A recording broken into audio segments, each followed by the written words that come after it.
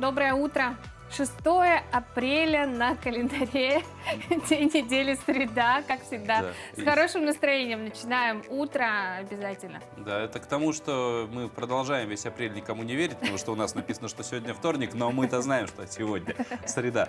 Что ж, это «Утро Якутии», телеканал «Якутия-24», НВК «Саха», Катерина Винокурова, Павел Танин. Мы сегодня с вами вновь встречаем этот день с улыбкой на лице, конечно, заряжаемся на плодотворный, позитивный, энергичную День. середину недели все-таки. Среда, маленькая пятница. Да, и сегодня, впрочем, как и всегда, нас ждет много полезной и интересной информации. Очень интересные гости ожидаются в нашей студии. Так, мы будем говорить о том, как предприниматели Якутии перестраивают свой бизнес под новые реалии в условиях санкций западных стран. Узнаем также, в чем секрет воспитания успешных и талантливых людей. И особенно, тем более, в многодетной семье, когда детей много, и надо успеть каждому уделить внимание.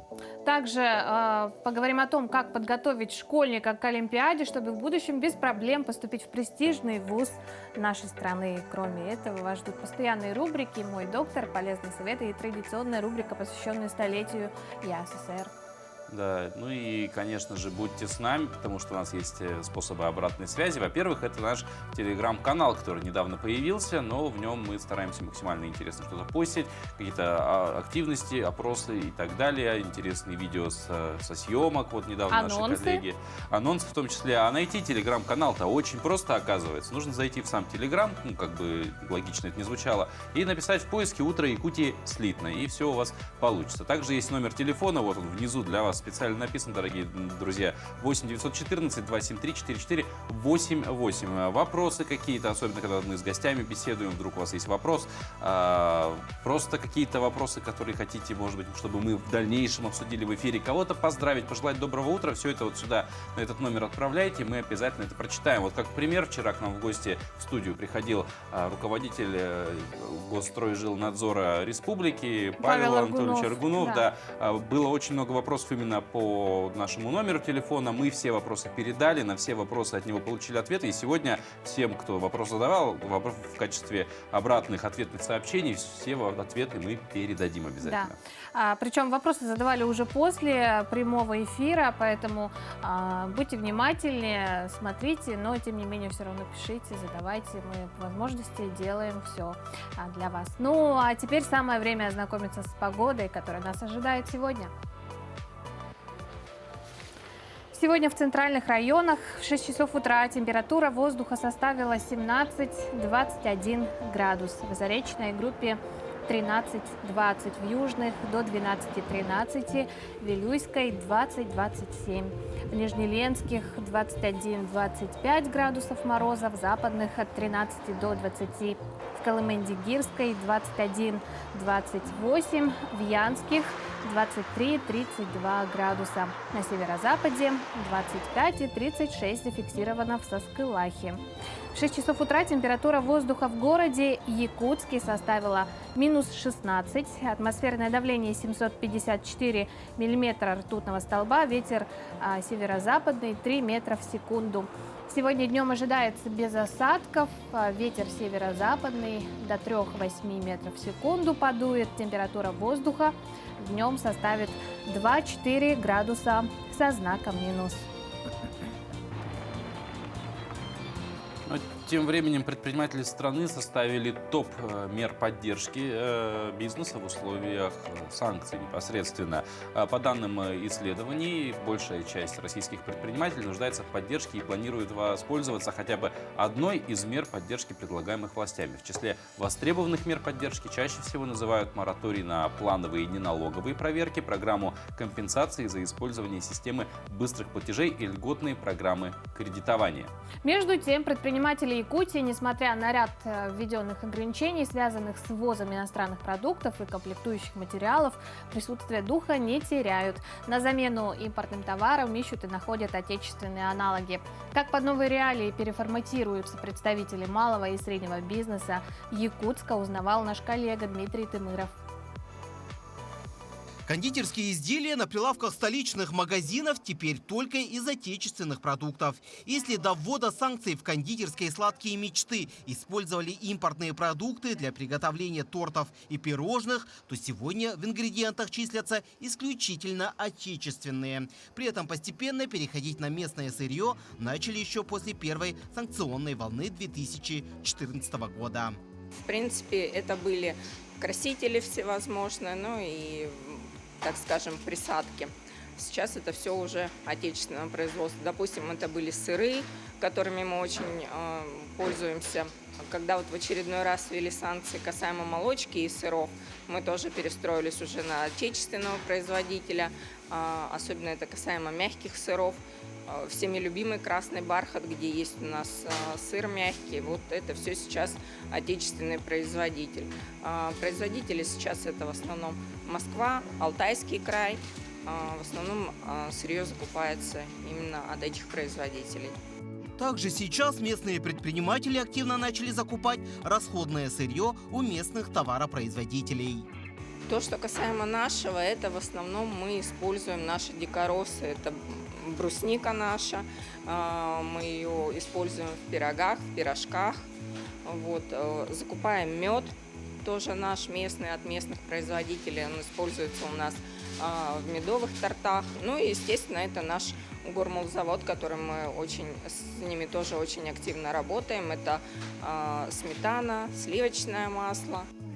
Если в кондитерском деле найти российские аналоги продуктов не так уж проблематично, то в других производствах вопрос стоит остро. Найти отечественный аналог расходных материалов, к примеру, в печатном деле, будет уже сложнее. Но и тут якутские предприниматели не растерялись. Сегодня своих европейских поставщиков они меняют на азиатских. Мы пересмотрели, перестроились на новых поставщиков. Все расходные материалы мы закупаем с Китая. Тем не менее, качество не отличается. Но мы заранее закупили свои расходные материалы, чтобы наше производство не встало. Из-за ограничения завоза европейских комплектующих сегодня типографические центры отказываются от ряда услуг, так как некоторые продукты производились только на основе зарубежных расходников. Однако, как нам заявили в типографии Offset, они успели еще в прошлом году закупить новое оборудование, поэтому часть отмененных услуг будет компенсировать новый аппарат. В связи с введением санкций на сегодня производство фотополимеров по горячему тиснению, к сожалению, приостановлено. Но на сегодня рекламно-издательский центр Offset успел приобрести оборудование MGI, которое на сегодня позволит производить продукцию, которая будет по качеству гораздо лучше, чем ранее произведенная продукция.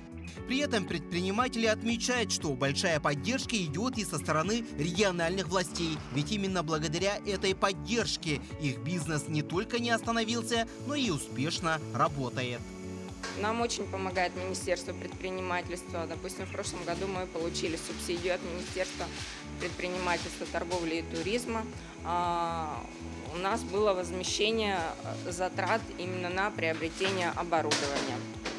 И также, мы получили субсидию от микрокредитной организации поддержки Фонда развития города Якутска. Тоже мы закупили оборудование новое, в частности, эти дорогостоящие печи подовые наши, плюс сырье. Так что санкции для бизнеса сегодня, как говорят сами предприниматели, это не поводы для нытья, а время работать и заявить о себе, как о надежном поставщике качественных услуг и товаров. Дмитрий Тымыров, Семен Семенов, Якутск. В каких же мерах поддержки со стороны государства нуждаются наши предприниматели и чем на данный момент уже могут воспользоваться? Мы поговорим об этом с начальником отдела микрофинансирования и мониторинга Фонда развития предпринимательства Якутии Натальей Егоровой. Наталья Анатольевна, доброе утро. Доброе утро. Вы сейчас вплотную работаете, с предпринимателями и знаете, какие у них сейчас настроения, какое бизнес-настроение, вы можете их характеризовать? Да, несмотря на сложное экономическое сейчас состояние в связи с санкциями западными, настроение у предпринимателей рабочее. Ну, это такой тип людей, которые занимаются предпринимательством, они никогда не унывают, идут дальше. То есть, Да. по большей части видят в этом всем, опять же, возможность. Конечно, да. Вот. Но, тем не менее, поддержка сегодня оказывается. Какие меры поддержки самые востребованные, в чем сегодня нуждаются предприниматели? На сегодня у нас, ну, в связи с тем, что изменились механизмы работы, да, поставщиков там, и так далее, очень популярно сейчас воспользоваться услугами льготного финансирования. Это первое. И второе, это правительство внесло изменения в 106-й федеральный закон. Таким образом, наши предприниматели могут воспользоваться кредитными каникулами. Мгм. Вот если сравнить период пандемийный, да, и сегодняшнюю ситуацию, сегодня стало ли мер поддержки больше? Как сказать, мне кажется, правительство всегда было заинтересовано, чтобы малый и средний бизнес расцветал, поэтому что во время пандемии, что сейчас, конечно же, очень много предусмотрено для наших бизнесменов. А вот через ваш фонд, какую конкретно, опять же, через ваш фонд могут помощь получить предприниматели? Ну, как я уже сказала, это кредитные каникулы. Если есть действующий займ, соответственно, могут оформить до 6 месяцев не платить по процентам и по основному долгу. Это первое. И второе – это льготное микрофинансирование. От 6 до 10% годовых могут у нас оформить займ. А как фонд работает с предпринимателями, в частности, вот из отдаленных районов? Есть ли какие-то сложности? Но не сказать, что сложности, но да, у нас, соответственно, нету своих подразделений в отдаленных улусах, ну, даже не в отдаленных, а даже в наших, да, близлежащих. Но есть у нас центр поддержки ЦП МСП, «Мой бизнес», они могут обратиться к ним, и через них мы принимаем документы, соответственно, консультируем, даже подписание договоров, все происходит на их площадках. Ну и последний вопрос, буквально в 2 словах, очень коротко. Ну, что можете посоветовать, может быть, ваши пожелания предпринимателям сегодня? Что хотелось бы сказать? Работаем, обращайтесь к нам, не унываем. Что еще? Ну, я думаю, в принципе, это самое главное. Наталья, спасибо большое, что пришли в нашу студию, полезной информацией поделились. Прямо сейчас у нас небольшая пауза коротенькая будет, после которой мы вернемся и продолжим наш эфир. Не забывайте про наши номера, пишите нам, задавайте вопросы, можете кого-то поздравить. Мы все Прочитаем, прочитаем. Оставайтесь с нами.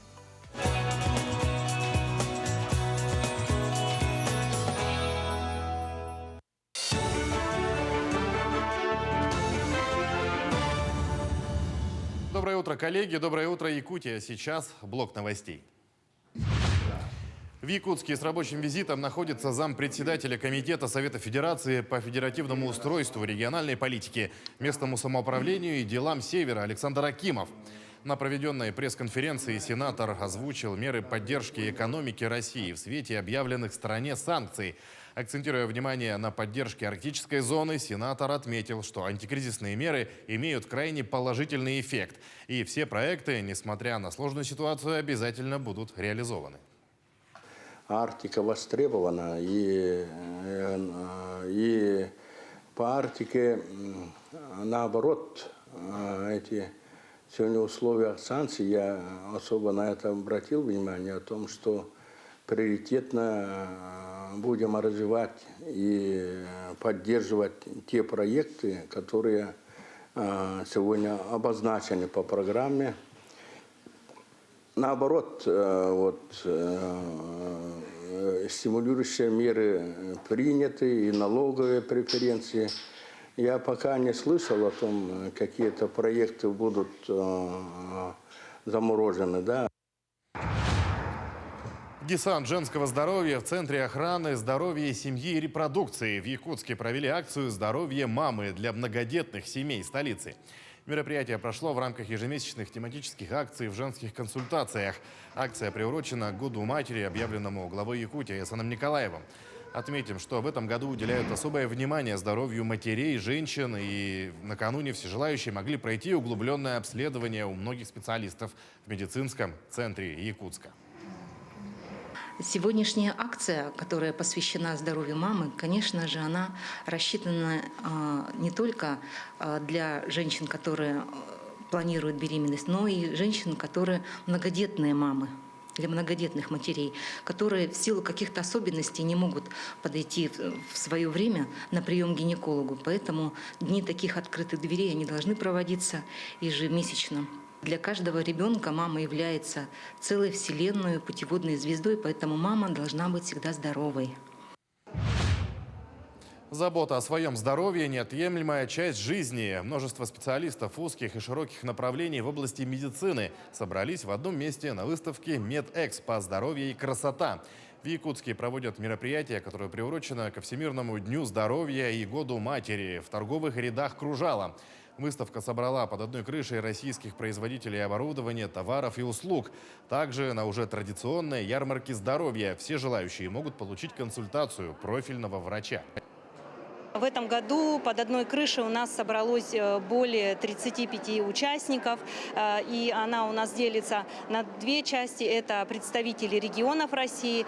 В этом году у нас 3 представителя региона. Это Санкт-Петербург, Москва и Тула, по-моему, да. И дело в том, что мы ее делим на две части. Это представители предпринимателей, которые привозят медицинское оборудование. И вторая часть – это ярмарка здоровья, где принимают участие наши врачи республиканских больниц.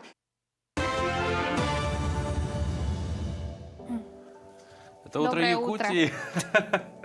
Да, говорите параллельно, это наш конек.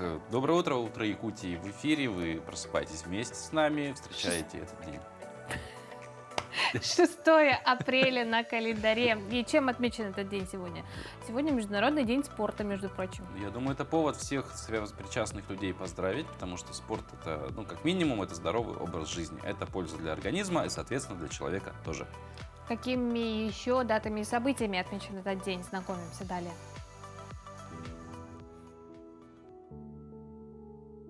«6 апреля – Международный день спорта на благо развития и мира. Также сегодня Всемирный день настольного тенниса и День работников следственных органов МВД России. По народному календарю, если ночь теплая, то весна будет дружная. 6 апреля 248 года римляне отметили тысячелетие своего города. В 1654 году в этот день царь Алексей Михайлович подписал жалованную грамоту гетману Богдану Хмельницкому. Произошло это после провозглашения Переяславской Радой объединения Украины с Россией. 6 апреля 1814 года французский император Наполеон Бонапарт первый раз отрекся от престола. 6 апреля 1896 года открылись первые летние Олимпийские игры в Афинах. Ареной проведения соревнований стал стадион Панатинаикос. В 1899 году в этот день в Москве пустили первый электрический трамвай. 6 апреля 1930 года учрежден Орден Красной Звезды, одна из самых массовых наград Великой Отечественной войны. 6 апреля 1941 года в ходе Второй мировой войны авиация немецко-фашистских войск начала бомбардировку столицы Югославии Белграда. В 1483 году 6 апреля появился на свет Рафаэль Санти, итальянский живописец и архитектор. В 1812 году в этот день родился Александр Герцен, российский общественный деятель и писатель-публицист. 6 апреля 1836 года родился Николай Склифосовский, русский врач, хирург и профессор. В 1841 году в этот день на свет появился Иван Суриков, русский поэт, представитель крестьянского направления в русской литературе. Именины в этот день отмечают Артемон, Владимир, Захар, Мартин, Петр, Степан и Яков. Еще одна тема нашего эфира – это как воспитать успешных и целеустремленных детей. Да, и наши коллеги в Ленске побывали в гостях у семьи Петрушиных. Они воспитывают 8 детей, и все они талантливы, у каждого есть свое увлечение, что немаловажно. И вот как решились стать многодетными, они каких принципов воспитания придерживаются родители, узнавала Светлана Болеева. В семье Петрушиных Дениса и Татьяны 8 детей. Старшим девочкам Лене и Нинель уже по 20. Они учатся в высшей школе музыки в городе Якутск. Даниэль заканчивает школу. Дэй учится в 7 классе. Талита в 5. Ян в 1. Евангелине 4 года. И самому младшему Артему 2,5. Решение стать многодетной семьей пришло супругам не сразу. По словам Татьяны, дети – это дар Бога. И они готовы его принимать столько раз, сколько даст Господь. Мы так верим, что жизнь дает Бог. И душу вложил в каждого из нас Бог. И вот каждый ребенок – это личность уникальная, другая. Конечно, пока они маленькие, это такое что-то, любой со мной согласится, такое сладкое, такое что-то особенное. Мне не раз приходила мысль, я даже говорила, что вот действительно это вот, я бы назвала это счастьем, что на земле среди людей бывает. Это держать на руках маленького ребенка. Это такое счастье.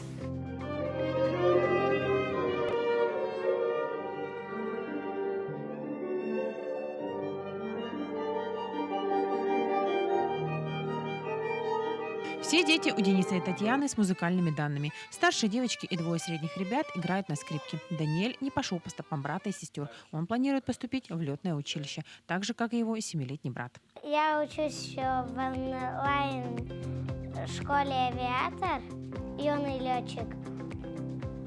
Вот, хочу стать пилотом и летать на самолете. Младшие Евангелина и Артем в детский сад не ходят. Их обучением занимаются старшие дети и сама Татьяна. Она домохозяйка. Все свое свободное время посвящает детям. Глава семьи занимается предпринимательской деятельностью. Много лет он владеет шиномонтажной мастерской. А не так давно он решил попробовать себя еще и в бизнесе по приобретению и установке газового оборудования. Денис признается, что очень сложно совмещать бизнес с домашними делами. Когда дети подрастать стали, все-таки замечаю от них помощь. То есть даже простые какие-то элементарные вопросы я уже прошу детей, и они мне, в общем-то, помогают. Где-то что-то уже поручаю им. Вот сейчас сын уже повзрослел, сейчас на права отучился. И, в принципе, уже в апреле получит удостоверение, уже какие-то ему задания можно давать, задачи. Я лично замечаю, что когда детки подросли, и все-таки помощь от них есть. Вся жизнь супругов Петрушиных заключается в детях. Они их смысл жизни. Денис и Татьяна приоритетным считают образование детей, поэтому влаживают в это направление все силы и средства. И уповают супруги на волю Божью в решении всех своих жизненных вопросов и проблем. Светлана Балеева, Виталий Андреев, Ленск. Вот о том, как воспитать и научить побеждать, мы сегодня поговорим с нашими гостями. Это Галина Александровна Семенова, проректор Малой академии наук Республики, и Валерия Матросова, ученица 10 класса Республиканского лицея-интерната. Доброе утро, уважаемые гости. Доброе утро. Вот на днях, нужно тоже такую справку дадим, Валерия 2-й раз стала призером Всероссийской олимпиады по литературе, и поздравил тебя лично глава Якутии АСН Сергей Николаев. Мы тебя тоже поздравляем. Да, пользуясь случаем, конечно же. И вот говоря про олимпиаду, литература такой предмет, где нужно много читать. Безусловно. То есть, в принципе, на этом и основан сам предмет. И нужно знать всех классических писателей, авторов. Какой период литературы тебе больше всего близок, и больше всего его любишь? Почему? Да. Я думаю, что мне больше всего близка вторая половина 19 века. Это как раз программа 10 класса, которую я как раз сейчас прохожу. Я очень люблю читать Чехова, Толстого, Достоевского, и особенно хотелось бы отметить Достоевского, потому что он один из моих любимых писателей. Да, его глубокий психологизм, как он раскрывает свой сюжет, его характеры, персонажи. Все это делает его произведения просто незабываемыми и очень интересными современному читателю. А одно из его любимых твое? Конечно, «Преступление и наказание». Галина Александровна, вообще много ли школьников из Якутии участвуют и побеждают, самое главное, во всероссийских этапах предметных олимпиад? Опять же, в каких из них, в каких предметах наиболее сильны наши ребята? Во-первых, нужно сказать, что и родители, и учителя, и особенно молодые учителя, дети должны различать, какие есть олимпиады. Олимпиад в России великое множество. Они, делятся на перечневые, на обычные такие развивающие олимпиады. Да? Вот сегодня речь идет об олимпиаде, о Всероссийской олимпиаде школьников по общеобразовательным предметам.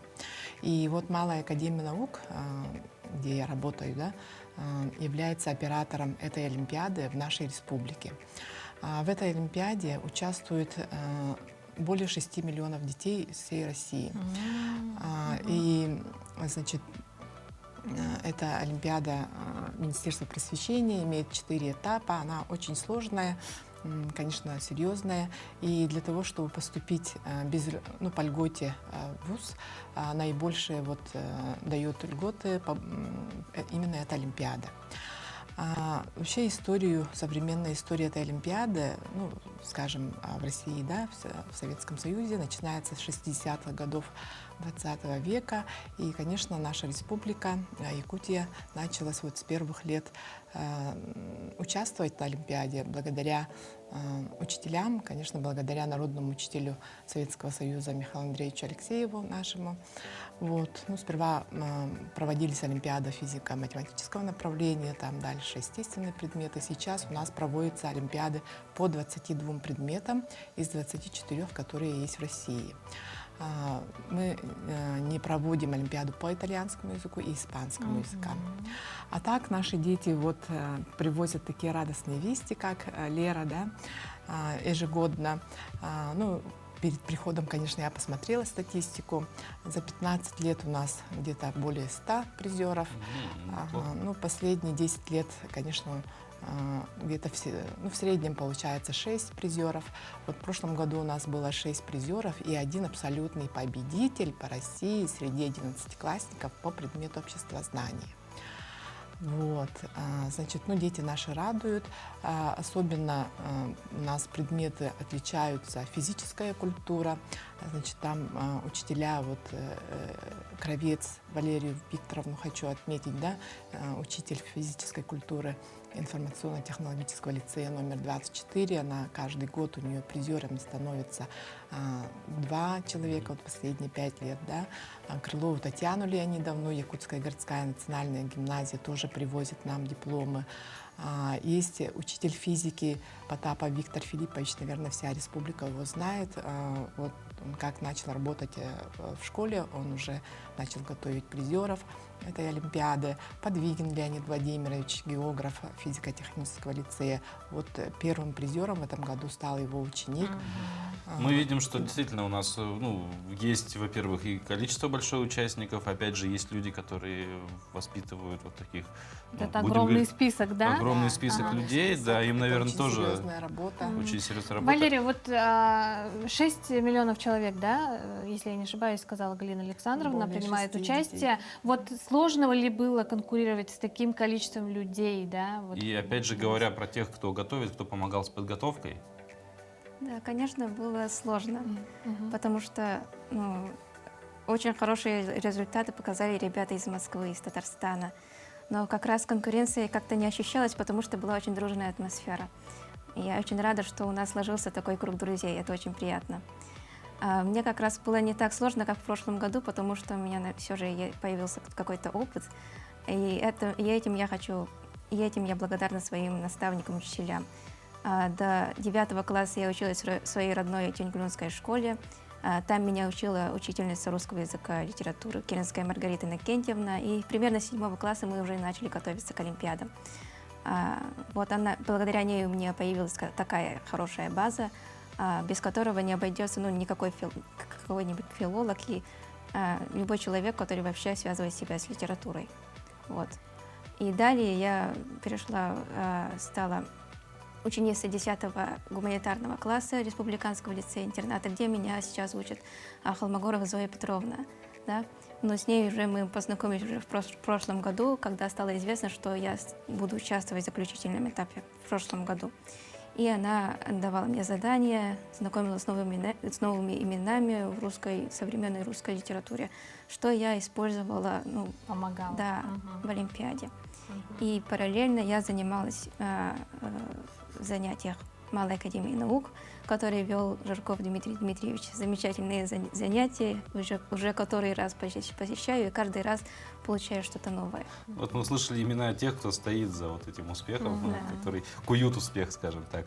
Но вот продолжая тему, да, вот вы тоже сказали, что в принципе участие, призерство в Олимпиаде — это очень большой бонус и для поступления дальнейшего. Ты уже как-то определилась с дальнейшей своей жизнью, то есть куда будешь поступать, на кого хочешь Я отучиться? думаю, может быть? определилась, да? Ну, это, конечно, очень сложно, потому что открываются очень многие двери.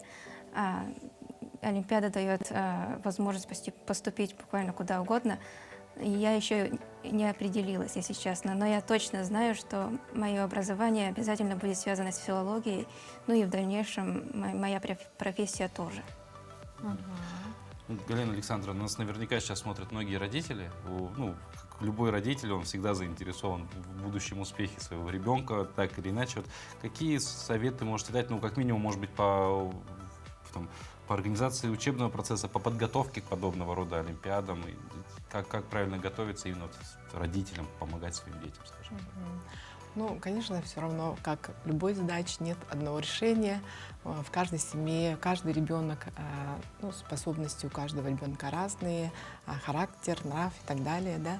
Вообще вот подготовка к Олимпиаде, вот, ну, олимпиадники, из многих составляющих как бы вот составляется успех, да. Это, конечно, внимание, особый подход, наверное, к ребенку от родителей. Это мотивация, интерес ребенка, любовь к предмету. Ребенок очень должен любить предмет, чтобы вот заниматься самостоятельно, потому что Олимпиада — это, во-первых, самостоятельно очень огромный труд самостоятельный. Это трудоемкий процесс, это, можно сказать, без перерыва. Вот. Есть, вот, ну, наверное, и Валерия тоже, и ранее вот олимпиадники всегда говорят, что они вот каждый день, ежедневно, без каникул, обязательно часик-другой обязательно отдают для подготовки к Олимпиадам. Вот. И, конечно, учитель. Учитель, у него должно быть время, тоже желание заниматься с ребенком, соответствующая квалификация. Мы, как организаторы, конечно, стараемся все это поддержать и материально, и морально. Вот, находим и, значит, тренеров, наставников, стараемся вот выстроить такую тактику для того, чтобы вот вся эта система дала вот хороший результат. Такой успех. Валерия, ну, исходя из своего опыта, да, что бы ты пожелала, посоветовала своим сверстникам? Я бы пожелала им в первую очередь научиться ориентироваться в любой сложной ситуации. Это умение понадобится не только в олимпиадах, но и в образовании, в учебе всегда. Поэтому нужно воспринимать любое событие, да, любое мероприятие как шанс проявить себя, а не какое-то сложное ужасное испытание. Вот.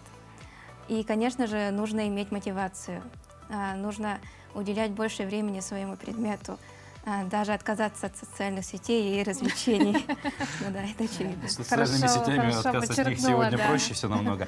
Галина Александровна, Валерия, спасибо большое, что пришли в эту студию. Валерия, еще раз поздравляем. Опять же, ну, наверное, имеет смысл сказать слова благодарности, ну, и поздравления тем, кто стоит за этой победой. Да. Вот перечисляла все имена. Валерий, кто молодец, тебя готовил. успехов тебе дальнейших. Вот будущее в республике, страны действительно в надежных руках, я думаю, да? Сегодня мы сидели рядом с будущим. Спасибо большое. Спасибо большое. Спасибо. за приглашение. Знание, упорство и труд — и еще одни такие составляющие, да, которые обязательно принесут результаты и в конечном итоге победу.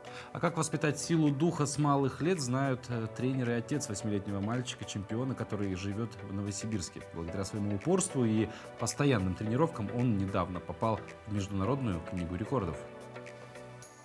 8-летний Спартак Попов стал рекордсменом по самым быстрым ударам кулаками и попал в Международную книгу рекордов «Интеррекорд». Мальчику удалось ударить по манекену 100 раз за 12,50 секунд. Отец юного бойца пытался записать 3-летнего сына на спортивные секции, но его никто не брал. Однако вскоре тренер заметил в «Спартаке» боевой дух. Уже с 4 лет он начал выступать на соревнованиях, где занимал первые места, а также одержал победу на Кубке города. К рекордам мы как пришли, то есть случайно вообще лазил в интернете, нашел книга рекордов России, там что-то такое, да, начал заходить, подать заявку. Посмотрели, полистали. Ну, Спартак, конечно, про это уже, наверное, и не помнит, ему было 4 года, первый рекорд. Это по приседаниям самое элементарное, в минуту он присел 61 раз. Первым рекордом мальчика стали приседания, вторым – упражнение борцовское забегание, а третьим – быстрые удары кулаками. Я сделала рекорды практически недоступные для детей и взрослым такое сделать. Вот и мой успех. А успех то, что я наконец-то победил в соревновании по поинт-файтингу. Параллельно юный боец занимается кикбоксингом и борьбой. При этом он успевает заниматься и дома. Ребенок сам по себе от природы одаренный. Просто взяли вот эти все навыки, зацепились за них и погнали его вперед. Все вылилось в очень такие неплохие результаты. Но это, как бы сказать, фундамент. Мы на этом не останавливаемся. Фундамент заложен, идем дальше, растим из него очень такого колоритного, интересного спортсмена, который сможет конкурировать на мировом уровне. Мечта же самого мальчика – стать олимпийским чемпионом по ММА. Бойцовский характер, стремление к победе, что я хотел сказать, да, на прошедшей в Хандыге спартакиаде показали школьники из сел района. За спортивными баталиями наблюдала Мария Винокурова. Четвероклассница Ингинской средней школы Элеонора Никифорова впервые участвует в спартакиаде такого масштаба, но показывает настоящий бойцовский характер, как и вся команда. Ребята приехали из небольшого села Новые, однако их спортшкола давно славится своими юными борцами. Соревнования проходят очень напряженно. Нас в команде 6 человек. Мы пока идут ХСОШ, но мы все равно не будем. Мы хотим выиграть. Мы рвемся к победе. Мы никогда не отчаиваемся. Перед тем, как выступить в финальном соревновании, каждый из этих ребят прошел серьезный отбор в своих школах. В итоге из самых лучших учеников 2-4 классов создали сборные команды, которые приехали показать все свои навыки и возможности. Они массовые, они могут показать себе свои физические качества, не только, вот, например, быстроту, но и силу, ловкость свою могут показать, именно освоив простых уроков физкультуры. И плюс еще они по своим видам спорта уже будут знать, уже практически в 5 классе, когда они выйдут, какой вид спорта для меня больше подойдет. 8 этапов. Сгибание и разгибание рук в упоре лежа, пресс, тест на гибкость, прыжки в длину с места, прыжки через скакалку, челночный бег, встречная эстафета и веселые старты. По каждому выявляли победителей. По результатам баллов лидировали хозяева спартакиады. Первая команда Хандыгской средней школы. Ребята стали чемпионами района сразу по нескольким видам спорта. Прыжкам через скакалку, прыжкам в длину, упражнению пресс за полминуты. Мы к этой спартакиаде давно готовились, почти месяц, и заняли первое место. Мы очень рады и очень устали. И наша команда заняла первое место, и у меня много медалей золотых. На вторую ступеньку пьедестала почета вышла вторая команда этой же школы. И бронзу завоевали юные спортсмены из села Дорожников «Теплый ключ».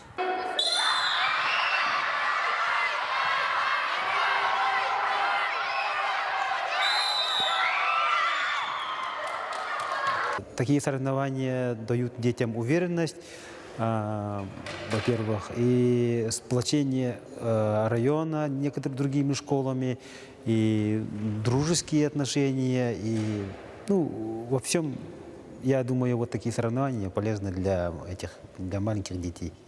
Цель спартакиады «Олимпионик» – это не только приобщение к массовым видам спорта, но и подготовка к сдачам нормативов ГТО. Но самое главное – это полученные эмоции и чувства, которые будут мотивировать юных спортсменов стремиться к дальнейшим победам. Мария Винокурова, Хандыга, Тампонский район. Пусть наступившее утро будет обязательно для вас добрым, а чтобы оно было еще и полезным, помогут наши советы, которые направлены на то, чтобы не только экономить время, но и деньги. Бананы обычно очень быстро темнеют и портятся. Чтобы они дольше хранились, есть маленькая хитрость. Нужно хвостики плотно обмотать скотчем. Можно у всей связки, либо каждый банан по отдельности. Так можно хранить бананы еще 5-6 дней.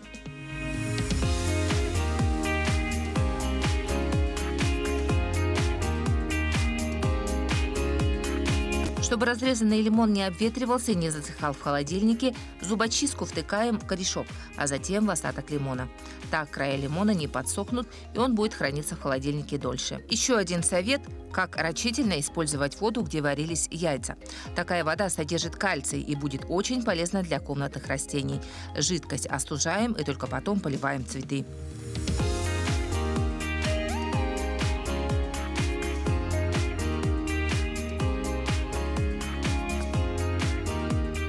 Крупу или сахар в пакетах часто можно просыпать. Чтобы этого не произошло, есть следующий способ. Нужно столовым или канцелярским ножом отрезать верх пластиковой бутылки и продеть конец пакета в горлышко, закрепив его резинкой, закрыть крышкой. Так, при пересыпании в другую емкость содержимое не просыпется.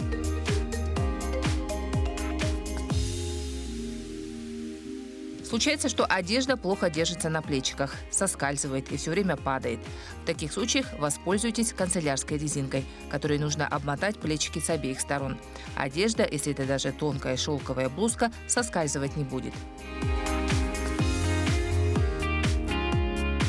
А знаете ли вы, что остаток обыкновенного туалетного мыла заменит дорогостоящее средство для чистки стекол и зеркал? Натираем обмылком зеркало и наводим блеск сухой тряпкой. Зеркало не только очистится, но и не будет запотевать, если оно находится в ванной. Такой же способ эффективен для очков, особенно до выхода на улицу в холодную погоду. Пользуясь нашими советами, вы сэкономите не только время, но и избежите лишних трат. Полезные советы очень. Полезные советы, конечно же, особенно вот сахар как насыпать. Да, вот я всегда смотрю и никак не могу. Не делаю, такая же история. Никогда не могу использовать это в жизни. Вот сегодня надо, пока голова свежа. А я в понедельник начну использовать все эти лайфхаки в жизни, потому что вся новая жизнь всегда начинается когда? В понедельник. Ну а тем временем весна в самом разгаре. Тепло наступает семимильными шагами на нас со всех фронтов, хоть и ветерок, например, в столице. Но помимо тепла, весна – это коварное время года. Потому что что? Потому что простуда, ОРВИ. Да, рост заболеваемости. Мы начинаем болеть, да. Если болезнь затягивается, врачи прописывают антибиотики. Вот. Но не все знают, в какое время их лучше всего принимать. Вот о том, как же принимать эти, на самом деле, сильно действующие, скажем так, препараты. Да, и стоит ли вообще принимать их, Стоит ли их вообще принимать? Об этом расскажет наша рубрика «Мой доктор».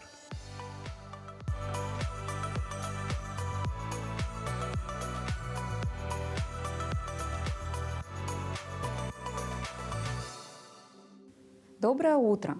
Антибиотики – лекарства, предназначенные для лечения бактериальных инфекций. Назначать их может только врач.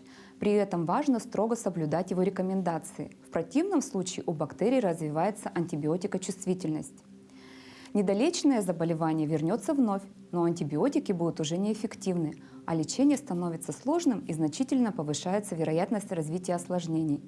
Для снижения рисков развития антибиотикочувствительности достаточно следовать простым рекомендациям. Пропивать полный курс, даже если симптомы исчезли.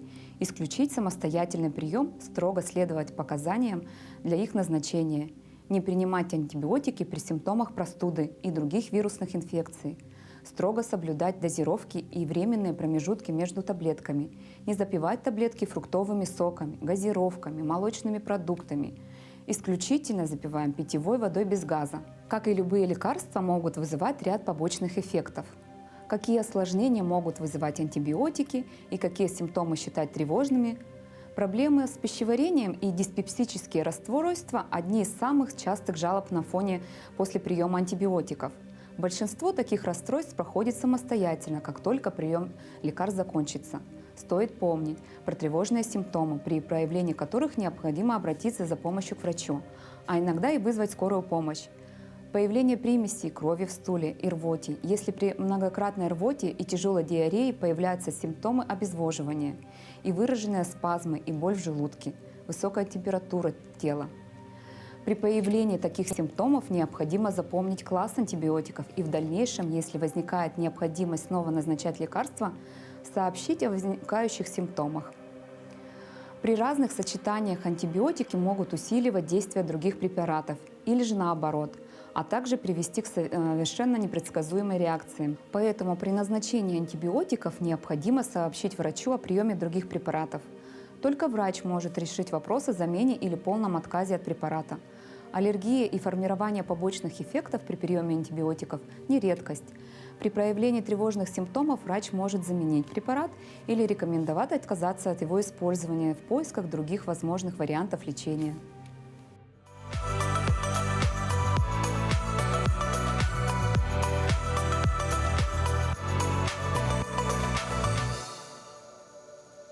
Ну а мы хотим напомнить вам про наши номера.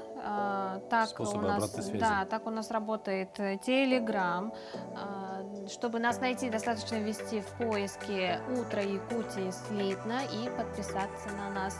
Напоминаю, что все анонсы, все вопросы вы можете задавать, смотреть, наблюдать, следить.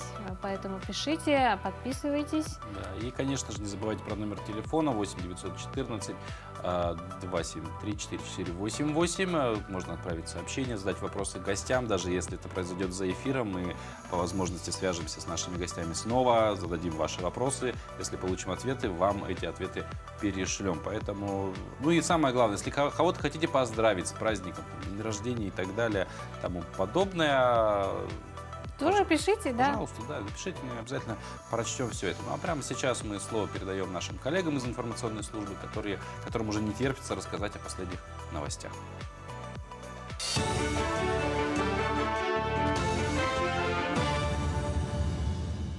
Якутия, доброе утро. Далее блок информации.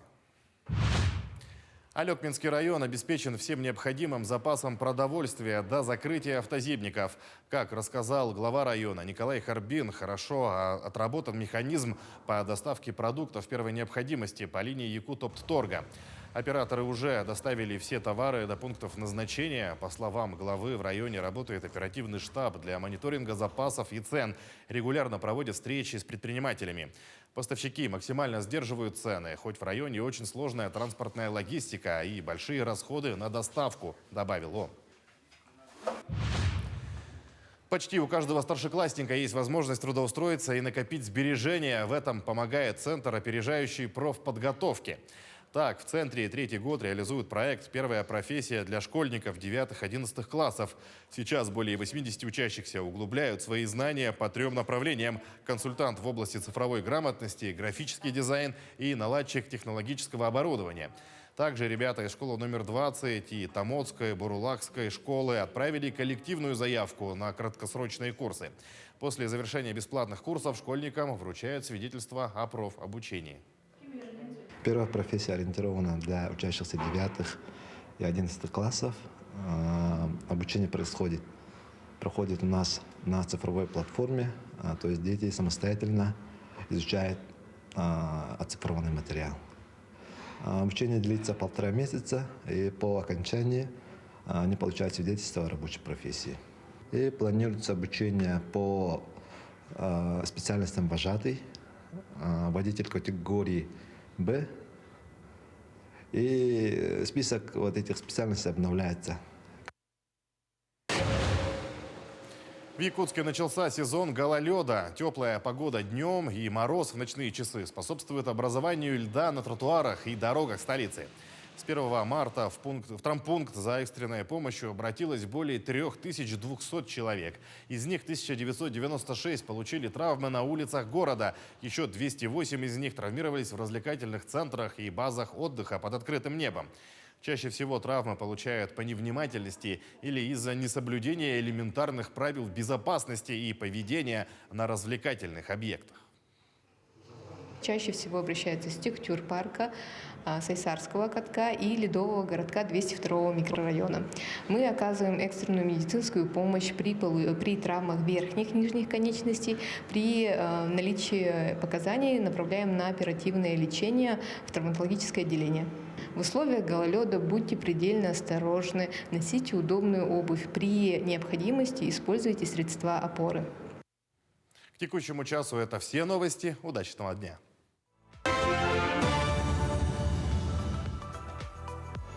Спасибо коллегам. Желаем вам отличного настроения всем, кто к нам только что присоединился. Совсем скоро, все мы знаем, вся республика будет отмечать очень важную, особенную дату — столетия образования СССР. Да, и мы в честь этого праздника совместно с историческим парком «Россия. Моя история» еженедельно говорим в рубрике, посвященной этой теме, о страницах истории нашего региона. И сегодня это как раз тот день, когда мы можем узнать новую какую-то вот страничку из истории нашей республики.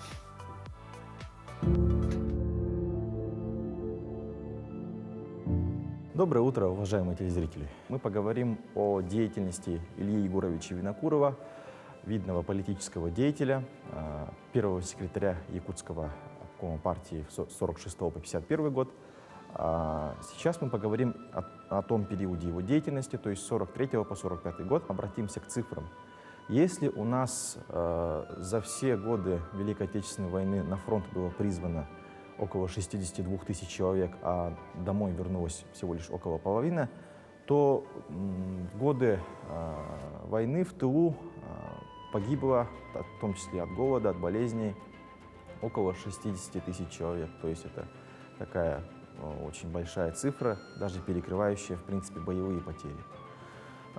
Больше всего пострадали, конечно, районы заречные. Мы говорим в том числе о Чурапчинском, о Татинском, о Бусалданском. Кроме того, мы говорим о районах Западной Якутии. В чем же была причина всего этого процесса? Конечно же, причиной этому является сама война, ее трудности, но в том числе и, может быть, не совсем умелое руководство процессами, которое имело место в 1940-1943 годах. И, конечно же, в этой связи Илья Егорович Винокуров, который тогда входил в число руководителей республики, а именно мы говорим о Совнаркоме Якутской ССР, он предпринимал меры для того, чтобы минимизировать те же самые потери, писал письма в союзные инстанции и в инстанции того же самого Якутского обкома партии, чтобы вот принять какие-то меры для минимизации потерь и вообще для ликвидации всех этих моментов. В 1943 году происходит смена руководства в республике, меняется в том числе и первый секретарь Якутского обкома партии, а Илья Егорович Винокуров становится председателем Совета народных комиссаров Якутии. Он предпринимает ряд таких очень важных мер. Во-первых, в целях ликвидации последствий этого самого голода принимается решение о выделении по одной корове в каждое личное хозяйство колхозника. Это у нас создается специальный фонд продовольственный для обеспечения и помощи самым малоимущим крестьянам. Это у нас создаются специальные коневодческие хозяйства специально для производства того же самого кумыса. Создание системы обеспечения горячим питанием тех же самых колхозников. И самое важное, в 1944 году, когда он был председателем Совнаркома, отменяется вот это ошибочное решение 1942 года о переселении жителей ряда районов заречных, в том числе и Чурапчинского района, на север для добычи рыбы. И к 1945 году у нас положение, в принципе, в республике в целом выправляется. И, конечно же, в этом состоит роль Ильи Егоровича Винокурова, как можно сказать, спасителя, наверное, якутского крестьянства от последствий голода 1940-1943 годов.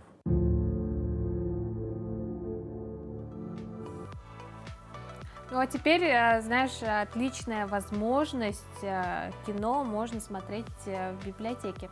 Да, в библиотеках Якутска в эти дни будут показывать короткометражные документальные фильмы в рамках Арктического международного кинофестиваля «Золотой ворон». Это одно из крупнейших мероприятий, объединяющих кинематографистов со всего мира. Он ежегодно проходит на Чукотке, в Анадыре. Кинофестиваль «Золотой ворон» – зрительский фестиваль. Именно поэтому все сеансы в рамках фестиваля абсолютно бесплатны. В Якутске показы идут до 20 апреля. На них можно познакомиться с уникальными картинами из многих стран мира.